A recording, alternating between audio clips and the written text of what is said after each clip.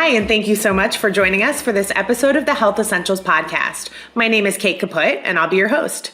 Today, we're talking to psychologist Susan Albers about intuitive eating. If you've spent your whole life dieting or obsessing over what you eat, the concept of intuitive eating might come as a shock to your system. Instead of following rules and restricting what you eat, intuitive eating asks you to trust your internal hunger and fullness cues to help you decide what and how much to eat. Studies show that intuitive eating is associated with positive body image and self-esteem and lower rates of disordered eating. Dr. Albers is here today to talk us through the principles of intuitive eating and how you can begin to apply them to your own life. Dr. Albers, thanks so much for being here with us. Thank you. So I like to start by asking our guests to tell us a little bit about themselves and the work they do. So what can you tell us about what you do here at the Cleveland Clinic? I'm a clinical psychologist at the Cleveland Clinic. I've been here for 18 years. It has been an honor and a pleasure to work here. I am so excited about the work that I do, the patients that I have. I've worked with a number of different patients over the many years that I've been here, ranging from individuals, my specialty around eating issues, those who have chronic eating issues, all the way to those who just want to have a healthier relationship to food, more mindful eating. My specialty is mindful eating. Over the past 2 years, I have seen an increase in number of patients who are seeking therapy for eating issues due to the pandemic. And this reflects what is happening overall in the world. There's been an increase in number of people who are struggling with emotional eating, stress eating, chronic eating problems due to the stress and anxiety that is happening in the world. Also, something that has changed over the past 2 years due to the pandemic is I'm doing more teletherapy. So in the past, I was seeing patients within a distance of Worcester. I work at the Worcester Family Health Center. But now, due to teletherapy, I'm seeing patients all over Ohio. So if you're someone who is seeking some assistance with eating issues and distance or time was something that stood in the way in the past, this is really the time to reach out and connect with myself or another mental health professional. So as I said, it's been an honor and pleasure to work with so many different patients who have eating issues, but also depression, anxiety, because all of these issues go hand in hand at times with eating struggles. Absolutely. So on that note, let's dive right into intuitive eating. Can you explain this concept for our listeners? What is intuitive eating? So intuitive eating may be a concept that you have heard a little bit about lately because it's a very popular concept.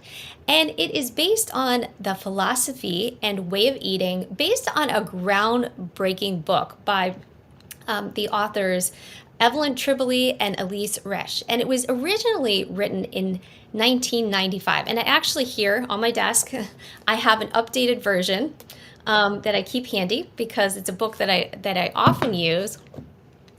And these authors coined the term and what it means in a nutshell. And we're going to get into the nitty-gritty of it, all the principles and how it plays out practically.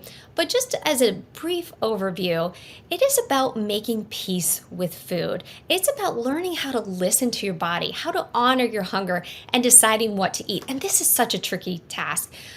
Of the patients that I work with, the number one thing that people come in saying to me is, I don't know what to eat. We live in a world that we have so much access to information, health research, and still, it is one of the number one questions that we struggle with. I have patients that are CEOs of companies or busy moms, and they say, I can handle so many things in my everyday life, but the number one thing that they just can't get control over or a healthy grasp on is eating. So this is one avenue that is very well researched, and we'll talk more about that research, that can be a key to helping you with this issue in your life. And I've actually had the pleasure of working with Evelyn Tribole on different eating disorder panels. And so I hope to do her philosophy justice today because she's a lovely individual. She lives in California. She likes to surf. And I've just learned a lot about her and this philosophy over the years. Great. And so how does intuitive eating differ from dieting? You know, I think so many of us are pretty familiar with the concept of dieting. How is intuitive eating different? It is radically different. It is the polar opposite of dieting. So if you're listening and you kind of have this gut reaction like, oh no, or you're curious but a little ambivalent or suspicious because you've been dieting for a long time, just hang in there with me because it's very different. Dieting essentially gives people rules about what to eat and what not to eat. Don't eat sugar, don't eat fat, don't eat gluten, specific rules, external rules. Intuitive eating is the opposite. It doesn't use external rules. It teaches you how to listen to what your body needs. Listen to what is happening on the inside. And that doesn't necessarily always follow a set of rules. For example, it doesn't follow don't eat after 6 o'clock. If your hunger tells you that's what you need, then it's about honoring and listening to it. In this concept, there are no foods that are off the table. So you don't have to get rid of any food groups, which is often a relief to dieters. What I do want to say front and center is what it is not, because I think this is one of the things that either turns people away from intuitive eating or kind of puts on the brakes, is they often think it's just eating whatever you want. And that's not the case because they're afraid. If I just ate whatever I wanted, I'd be eating French fries, 24/7 through the day. And that is not what happens. So I really want to emphasize that is not what it is. And as we talk today, because we are so enmeshed in diet culture, it can feel a little wrong or different, radically different from what you've known. So hang in there with me. And some of us just have no idea how to listen to our intuition when it comes to food because of years of dieting and disordered eating. And so I would love, as we go along for you to kind of talk about how we tap into that intuition so that we're not eating French fries all the time. Because if my intuition tells me that I want French fries all the time, that's maybe my intuition needs a little bit of recalibration. It's true, because after years and years of all these dieting messages, we get very confused. And intuitive eating helps us to unlearn a lot of those rules and rewire our brains to think about food in a much different way. Perfect. So before we get into the principles of intuitive eating, can you give us some examples just so that people really sort of understand a little bit better what we're talking about before we delve in? What are some examples of intuitive eating? What might intuitive eating look like in your everyday life? So I want to give you a really brief example. And as I was thinking about this podcast today, I was looking for examples in everyday life. And I want to give you a little example of my daughter and her example of eating. And as we talk about the 10 principles, you will see how it really applies. So this week, my daughter, who is a teenager, was in the kitchen for breakfast. She sat down, she poured a bowl of cereal. She took about 3 bites and she pushed aside the bowl. And she said out loud, I don't want this. And she got up. So she was listening to what it is that she wanted or didn't want it. That was not something she wanted in the moment. Now, the dieter or the clean plate club eater would start to have the critical mind going in their head, saying to themselves, wait, I don't want to waste this. Shouldn't I eat it all? That's not what happened. She got up, she went to pick up a muffin from the counter, and she cut it in half and put it on her plate. So again, the intuitive eater was asking herself, how much of this do I really want? How much is realistic in terms of what's going to make me satisfied? She sat down, she ate it, and then she said, I have a test today and I have track practice. This isn't going to do it. What else do we have? Isn't that a common question the kids ask? What do we have? What do we have to eat? So I said, myself knowing the nutrition science and thinking about, and this is one of the principles of food, of how it powers us, I said, let's have some eggs. It has some good protein. Protein helps with focus, energy. Made her some eggs with cheese, put it on her plate. She got up, she went to the refrigerator, got out some guacamole, put it on top. Now, one would think that she was going with the nutrition science of that this is going to help with energy and focus, but this is not where the teenage mind was. She loves guacamole. It is one of her favorite foods. She could eat a lot of it. She was going with what satisfied her, what was going to make her really happy and feel content.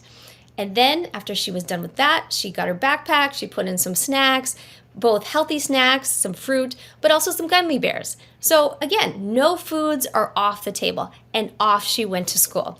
I thought it was such a beautiful snapshot of how mindful eating and intuitive eating can play out in the moment in just little snapshots of everyday life. Yeah, I love that. It sounds like it's really what you want, what you need, how much you want, kind of finding that balance between all of those. So, let's dive into the principles of intuitive eating. As I understand it, there are 10 principles. Let's walk through them kind of one by one. And, as I go through each of them, you can tell us a little bit about each of them. So the first one, and you've started to talk about this a little bit, is reject the diet mentality. What can you tell us about that?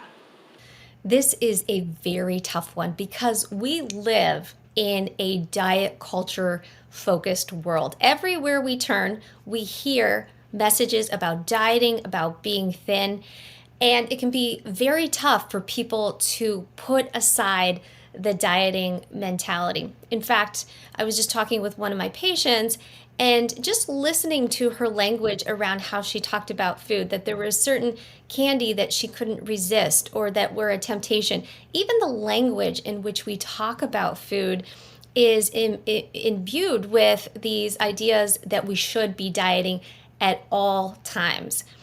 And so principle number one is being able to identify and recognize when you're being influenced by diet culture. When you are making a decision, you are making it based on calories instead of what it is that you want to eat or what would be satisfying. One of the things that I would recommend for people to begin to live this principle is to play what I call I Spy diet culture. And in your world, identify when you see ads related to dieting, media around dieting, this is a big one, social media posts that are promoting fad dieting or unhealthy dieting techniques. And you will be amazed at how often it will pop up. Just everywhere you look, even the word skinny jeans is an example of kind of this diet culture of really urging us at all costs, even sometimes to the detriment of our health, to be thin. Yeah, that's a good point about skinny jeans, like the language that can sort of create feelings, right? Cheat meal, guilty pleasure, things like that. Yeah, even magazine covers, they can give such conflicting messages. You may see on a magazine cover this beautiful dessert that makes you want it and crave it, yet at the same time it says 10 principles for losing weight. So we get these conflicting messages about dieting. Right. So, that leads me into the next question, which is, in a world that is so full of diet talk and weight obsession, do you have any other tips for bucking this mentality and shifting your thinking, maybe especially when you're talking to someone who is not in that place, someone who's really into dieting? Maybe it's your mom who you talk to all the time about health and body, and it's just sort of normalized in those conversations. How can we kind of create those boundaries to say, you know what, that's not me right now, to create that healthy space for ourselves? Yeah. I think it's important to notice when it's happening, really listen for these examples of diet culture. They're so subtle in different ways that they can pop up. Also, avoid engaging in dieting chit chat. Often people are talking about their diet, giving little tips, things like this. And we need to not engage in that because it perpetuates the idea that this is really important and normalized. Also, when we hear people engage in saying negative things about their body, really giving them a different perspective on that, about normalizing weight and body size. So as we start to listen and most importantly, use different language about acceptance, about size diversity, and eating mindfully or intuitively instead of dieting. So moving that dieting word aside and inserting the word intuitive eating and mindful eating. And so interesting. So even with my kids, I will say things like, do you feel like you're eating mindfully? Or how could we eat this in a mindful way? And notice how different that is than you shouldn't eat this, or, any focus on shameful language around food or dieting. And so I don't want to totally derail us from the principles, but I think it's relevant, and you just mentioned it. What is the difference between intuitive eating and mindful eating? Kind of, how are they the same? How might they go together? And what are any of the differences there? Intuitive eating and mindfully eating are very similar. I like to think of them to be like cousins. They share a lot of principles. Those principles that are similar are honoring your hunger, paying attention to the foods that make you feel satisfied, understanding what your interoceptive cues are. Those cues are about satisfaction, about hunger, about fullness. The main place in which they diverge is that intuitive eating has 10 very specific principles to follow. And mindful eating is based on the concept of mindfulness, which is a well-researched field of scientific research in itself. But the language is a little bit different. It's around awareness, observation, noticing, non-judgment. So the language is a little bit different, but at the heart of it, they share very similar principles. And it sounds like they can go together pretty easily. Lots of similar thinking. You can be eating intuitively and mindfully at the exact same time. Perfect. So the second principle is honor your hunger. What can you tell us about that one? Yeah. Hunger is a biological response and a need. And again, in our diet culture world, we often are taught to look at hunger as the enemy, something that we ignore, that we run away from, that we curb our cravings. And what happens when we do that? Often it backfires. The more you say no, no, no, the more you want something. Kind of like if you don't eat all day, what happens when you get home from work? You're overly hungry. You just eat and eat and eat.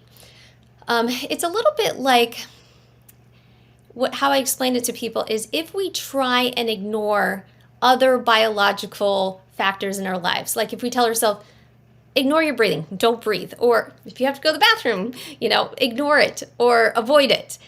We would never say that to ourselves about these basic biological needs, but we do it about hunger all the time. And like I said, it really backfires. The one that I do a lot of writing about myself is the notion of hanger, which is the term anger and hungry together. It's that irritable feeling that you get when you ignore your hunger. It's a really good example of how hunger is a messenger. And whenever you feel hungry, asking yourself, what is that message trying to tell me? Am I full? Am I hungry? What's going on in my body? So instead of shooting the messenger or shooing away that messenger, welcoming it in. Perfect. Yeah, I think, a lot of us operate under this belief, or have in the past, this belief that we should be suppressing our hunger, that if we're feeling hungry, it means the diet is working. And it sounds like intuitive eating really flips the script on that kind of thinking, that if you're feeling hungry, it's because your body needs something. Yes. And so the key here to live this principle is asking yourself, what are you hungry for, and what is your hunger telling you that you need or want? All right. So number 3 is make peace with food, which we've talked a little bit about. Tell us more about that one. Making peace with food is stop fighting with food. And this includes putting an end to statements like, I shouldn't eat that, or I shouldn't have this. All these languages that indicate that you're at war with food. Now, this is making peace with food means that you have to welcome back in some of the foods that your diet has forbidden. Things like maybe it's pasta or bread or eating at a certain time of the day. Every dieter will tell you a certain food that they read an article about that was fattening or was bad for them, and whenever they try to eat it now, all those feelings, thoughts, judgments, guilt rush back in. So making peace with food begins with saying, I can have this versus I can't. And this can be a radical shift for people who for many years have avoided certain foods or felt shame or guilt. Absolutely. I would imagine that's really scary for some people, right? It feels like, but my mind has been telling me for years and years that this is an absolute no-go. Kind of how can you convince your brain otherwise to start moving in that direction? Yeah, some of it is basing yourself on giving it a try and trust. It's that saying, what we resist persists. And that really applies to this category with food. Anything that we tell ourselves we can't have, what happens? We want it even more. And I've seen this really time and again with clients. One of my clients told me a story about how she didn't even really like this particular kind of cake, but because it was not on her diet, what did she want? That was all she could think about it. She went searching for it and went to certain stores and hunted it down simply because it was off her list of foods that she could eat. So the power of not being able to have something can really play games with our minds. The fourth principle is challenge the food police. What does that one mean? And kind of who are the food police? What is the food police? Yeah, no foods are good or bad. And this is a shift in the language that a lot of my clients have to start with because we grow up thinking about and labeling foods as good or bad. Instead, certain foods are healthier than others, but it just is what it is. It's okay to have a donut. It is okay to have some of these foods. So the food police often reflects what is known as the inner critic. That voice inside your head that starts to criticize and judge everything that you're eating. And the most important thing to do for this principle is ask yourself, where is this food police voice coming from? Sometimes it's coming from a parent. It's words that they have said to you. Sometimes it is your own internal judgment. Sometimes the food police are actually an external voice. Sometimes it is a partner who is making little critical comments or a parent who is making a judgmental statement about your size. So we have to identify, where are the food police coming from? Why are they creating these rules? And importantly, are these rules helpful to you or not? And often they're not very helpful, and they're arbitrary rules that are not set in stone. They are not laws, but they can feel very punitive if you don't follow them.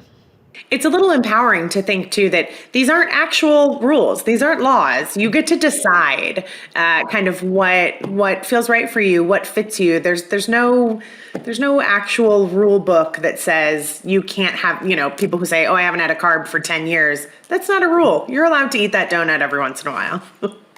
And people have very conflicting voices in their heads about what to eat. Some people will give the feedback, this food is fine to eat, and then other people will not. So you have to use your own internal judgment. And these rules are ones that really keep people frozen and stuck because they're in there. They play on a subconscious level. So bringing those rules up into your awareness. I also encourage people to do what I would call like a diet legacy history of different people in their lives and what they have contributed to the way that you eat. So maybe your primary family, how did they eat at home? What were some of the messages that they gave you about how to eat? And it's interesting when you look back through families that you can see that certain families have different rules or different pressure to the way that they eat. Right. And that the messaging that sort of comes from all those different pieces of your life really impacts what you see as the rules and kind of being able to break those down as you work toward intuitive eating. I want to group together principles 5 and 6 and have you tell us about both of them kind of at the same time because they feel a little bit related.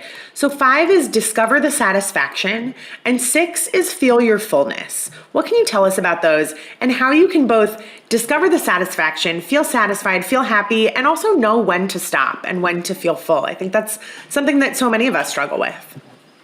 Yeah, eating food should be enjoyable, something that we want to do. And really, it's built in on a biological level that we have to obtain some pleasure for food, or we just simply wouldn't do it. My dad lost his sense of taste several years ago and due to an accident. And people around the pandemic, often people lost their taste. And what happened?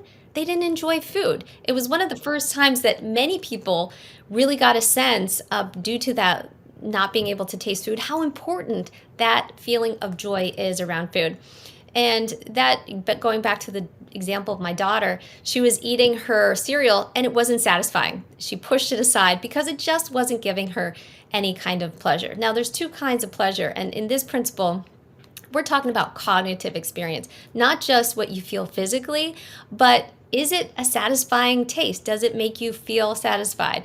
I had a client once who, for a year, just ate protein bars, was following a diet, was not eating other foods, and to this day, she cannot eat another protein bar. She overdosed on it. It was just not satisfying or fulfilling, and robbed her of many different kinds of nutrients. That relates to feeling your fullness, and that is checking in with your body to feel if you're feeling satisfied physically, not just mentally, like tastes good and I'm enjoying it, but also does it resonate with your body and your hunger. And so, a lot of us have a skewed sense of fullness because we're used to eating large portions, or maybe we have a history of disordered eating, a history of binge eating. How can we begin to truly recognize when we're feeling full? Like, what are those cues of fullness that we might be inclined to miss? And fullness is really a tough one, as you mentioned, because of years and years of eating huge restaurant portions or restricting your food intake and ignoring your hunger. All of a sudden, it teaches your body not to trust those signals. But the good news is that you can really relearn them. And it can take some time to really trust those signals. One of the things I recommend, at least to begin with, is to take out that word full and start by focusing on, am I not hungry anymore? To really eat slowly, eat mindfully, and as you're eating, to continue to check in with your hunger. We often, at the beginning of a meal, say, I am starving, I'm really hungry, and at the end, saying that you're full. But often we are not checking in with ourselves along the way as we're eating. So as you're taking some bites, make sure that you're checking in with yourself. Also, another exercise is to leave some bites on your plate. Often my clients will say, I grew up in the clean plate club, and so I eat every single thing on my plate. Can't even imagine leaving something. And so one of the exercises that we do is encouraging people to leave a couple bites and see how they feel.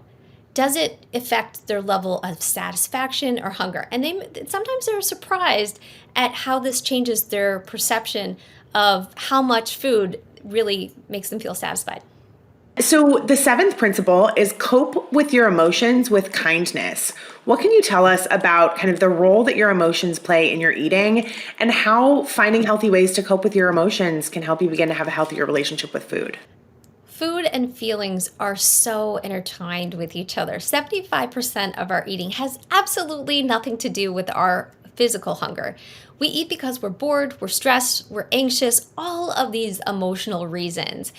And this principle is about finding kind ways to nurture, distract, comfort, cope with feelings that you have with activities and activities that help you to reduce your stress rather than with food. Food doesn't fix feelings, and we have all learned that time and time again. So there are other ways that we can respond to our emotions when we're feeling the need to stress eat in kind ways. So doing yoga classes or stress reduction, reading a book, some Netflix or distraction. There are ways that we can identify what it is we're feeling, and instead of feeling stressed and making a beeline for food, we pause for a moment and ask ourselves, what am I feeling and what does this feeling need?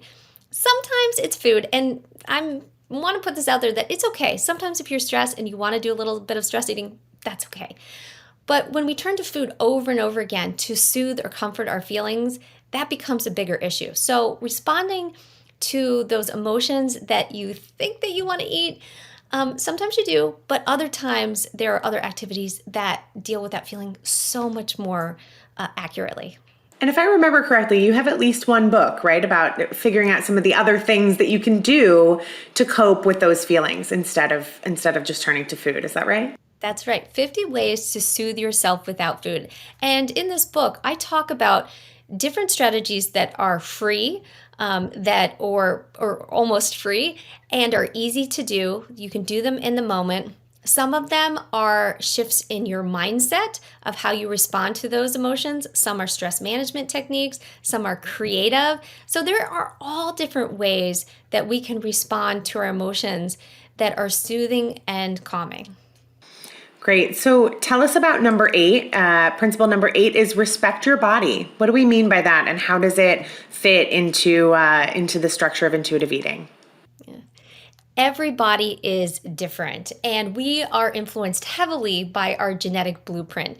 So we can't diet our way into a different body that is not made for us. So this one is really about respecting size diversity, that all bodies are welcomed and approved of and beautiful and wonderful, celebrated. And this one is a tough one, often for my clients who are really struggling with body image. And one of the things that I recommend for them as a start is that we work on acceptance of that idea that everybody is different and is meant to be different, but of body neutrality. Instead of jumping to, I love my body, which sometimes just doesn't fit for people because of our diet culture, but body neutrality, really accepting your body as it is, what it does for you, how it helps you. And sometimes this is a little bit easier start for people to get to. But most importantly, we respect our bodies. And this might be ways such as throwing away clothes or giving them away that don't fit anymore. Sometimes my clients will say, in my closet, I've got a whole section of one size, a whole section of another size, and they're holding on to those clothes for a time where they fit in them again. They're really focused on changing their body in some way. So that's one example of how to show some body respect, and also wearing clothes that feel comfortable, that allow you to move and make you feel good about your body. So that's actually a good point. I was recently reading an article, that said something about how, if you're trying to lose weight, you should not get rid of any of the clothes that you have, that don't fit you anymore. You should hang on to them because it will motivate you to lose that weight. And I thought to myself, all that really does is mean that you have to wear clothes that don't fit you and that you feel bad in, and then you feel bad about yourself. And so I really love that as a tip for intuitive eating, because I think, respecting our body means, looking at our body, maybe if not positively, neutrally, and saying, I'm just going to do for my body what it needs. And in some ways that's wearing clothes that fit and look good on you and that you feel good in. That's the perfect example of a story about diet culture, of encouraging people to hang on to their skinny clothes or their clothes when they were at a smaller size. So it pops up in these very obvious and not obvious ways. And some of these things stick with you. Like you said, they become your mental rules. Like, well, I read once that I should hang on to these clothes forever because they'll motivate me. So you never buy new clothes. And you're like, why do I feel so bad about myself? Well, maybe you should get rid of the clothes that don't fit and just accept your body as it is right now. Even looking at them in the closet, as someone opens up the closet, it can bring up such feelings of shame or guilt every single morning. They start off their day, and think about how that cascades throughout their day in terms of what they eat and how they feel about themselves and how they present themselves to the world. Right. So related to respecting your body, we worry a lot about what other people think about us. And I think this is one where people start to worry, well, even if I start to believe that all bodies should be celebrated and accepted, that my body should be celebrated and accepted, that others still won't accept us as we are. How can we sort of get past that as we're working on respecting ourselves, also worrying less about how others might see us? We do have to remember that people who judge other people, often it's a reflection of them, more about them than it is about you. People who are insecure about their weight often project judgments onto other people. So we do have to keep that in mind when someone is not accepting or judgmental. It often reflects more about where they are on their own self-esteem and their own mental state of mind. And it can be difficult. It absolutely can be difficult. We want to surround ourselves with people who are supportive of our size, our diversity, of that we are more than just a number on a scale. One thing that you can do that's really important is social media. Go through your social media, look what's popping up. If there are a lot of messages that are negative, that foster this idea of not accepting your body as it is, or you scroll past and you start to feel uncomfortable about your body, that is someone to unfollow. And then on the opposite side, make sure that you are following people, organizations, quality information, uplifting people who are advocating for size diversity. Great. So let's move into numbers 9 and 10. And again, we're going to package them together because these are two things that you hear about a lot together out in the world. They are movement and honoring your health with gentle nutrition. What can you tell us about those two as they relate to intuitive eating? One of the number one things that people do when they are thinking about losing weight or dieting or things like that is around exercise. And we really have to take a good look at why people are exercising, what is motivating them. Research will agree, and just personal experience, people will agree that exercise is great for our health, for our mental state. It's fun, it's enjoyable, it makes us feel good. But what happens with dieters is that they are pushing themselves to do some kind of movement to burn calories, and that turns into a negative. So we want to encourage people to do movement that brings them joy. And notice, not exercise, but movement, because exercise can sometimes be grouped with, I've got to sweat and lose calories, but some kind of movement. Maybe it is dancing, or walking your dog counts, playing tennis, surfing, whatever it may be. So ask yourself why you are doing the activity you're doing. So for example, I had a client who told me that she was running every morning and she hated it. She absolutely hated it. And I said, well, why are you running every morning then? I said, there are other kinds of movement that maybe you would enjoy more. And we went through a list and she found one. The dieter or chronic dieter is pushing themselves to do activities because it's going to burn calories instead of something that they will enjoy. And then the last principle, honoring your health with gentle nutrition, was intentionally by the authors put last in this order. And the reason that they put it last was because all the other principles are about tuning in. There's a little bit of external information that we need for understanding nutrition. Looking at studies and understanding the science behind nutrition.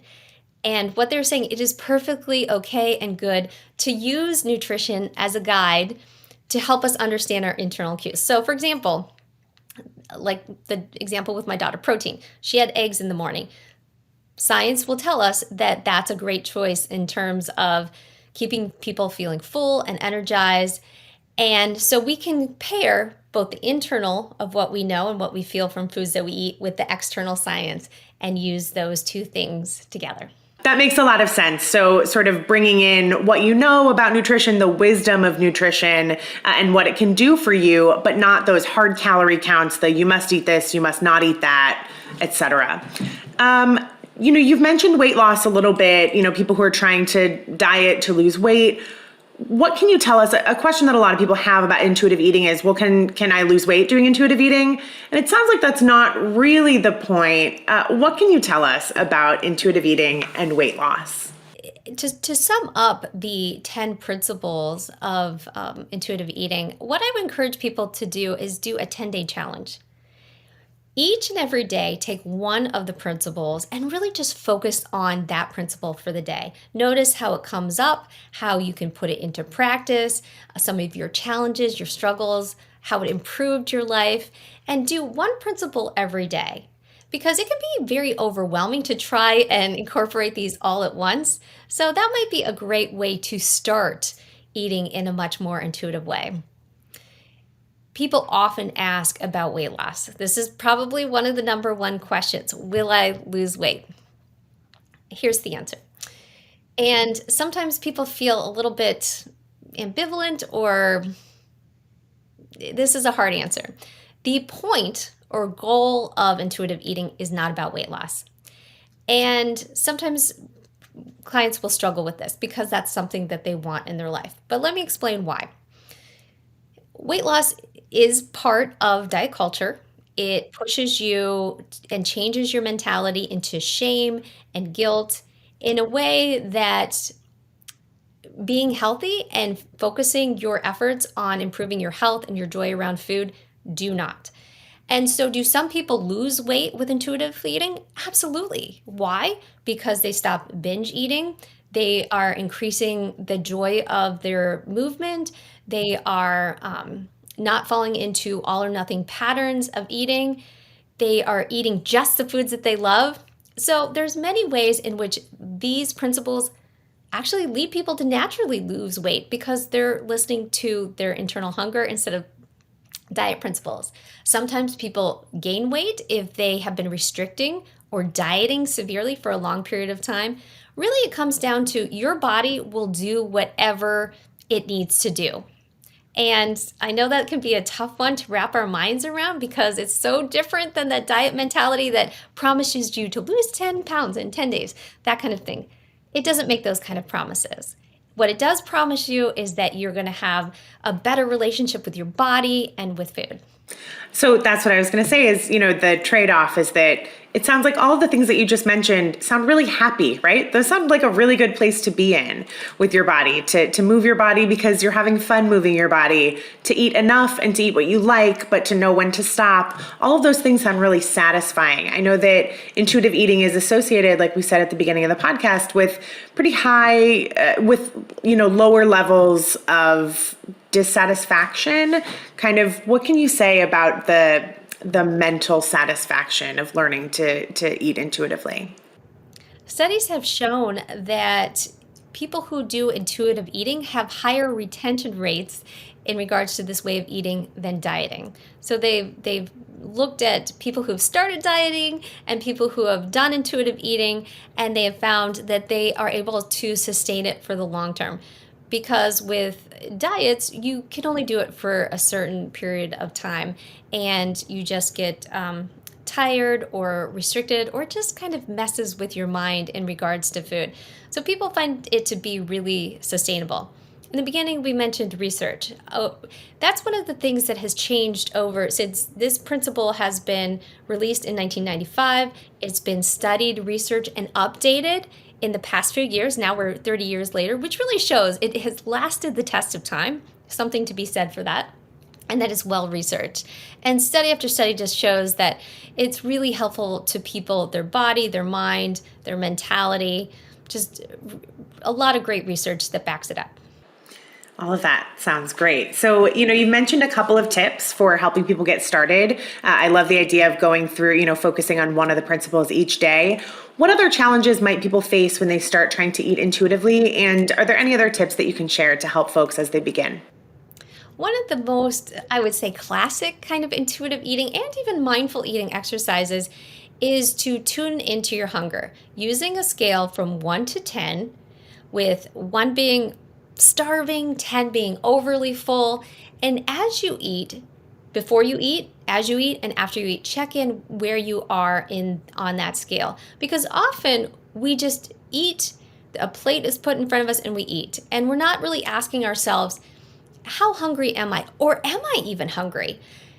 People are often surprised when we start working on reducing emotional eating and increasing mindful eating, intuitive eating, of how often their brain says to them, I'm hungry, but they take a pause, tune in, ask themselves, am I really hungry? How often they're just bored, stressed, procrastinating, or even trying to calm and soothe. So really taking an emotional pause, checking in with yourself, these are all really important first steps to becoming a more intuitive eater. Great. Dr. Albers, is there anything that we haven't discussed today that you think is important for our listeners to know about intuitive eating, especially if they're just getting started in the process? I think it's something that is often difficult if you've been dieting for years and years, this can be a challenge for you. So notice that. And then also sometimes social factors around us can make intuitive eating really challenging. For example, if you go to a birthday party and someone gives you a piece of cake, but you don't really want the cake. Sometimes those social pressures can be difficult. Also, multitasking. Reducing multitasking is a great way to boost your intuitive eating. When we are scrolling, we're not tuning into what's happening in here as we're eating. So my challenge to you is to put your phone aside, even if it's just for a few minutes. When you eat, just eat. This is going to help you to tune in and listen to those hunger cues. It's actually really a tough one. It sounds really easy, but we're so focused on our phones and distractions when we eat. So I would say that is a challenge for people out there. I guess my main message is just give this a try. Review the principles, try that 10-day challenge, and see what happens. You may notice what a struggle it is to fight some of those internal diet rules and expectations that you have. But my hope for you is that, like the many, many patients I work with and people in the world, that you develop a really peaceful and healthy relationship with food. I think that's what we all want and deserve, and this sounds like a great way to hopefully begin to change our thinking about food and achieve that goal for ourselves. Dr. Albers, thank you so much for being here with us today and for speaking with us on this important topic. This was really interesting to me, and I hope for our listeners as well. Yeah. Thank you. Thank you. To all of our listeners, if you would like to schedule an appointment with Cleveland Clinic Center for Behavioral Health, please visit www.clevelandclinic.org/behavioral health or call 216-636-5860. Thanks for being with us today.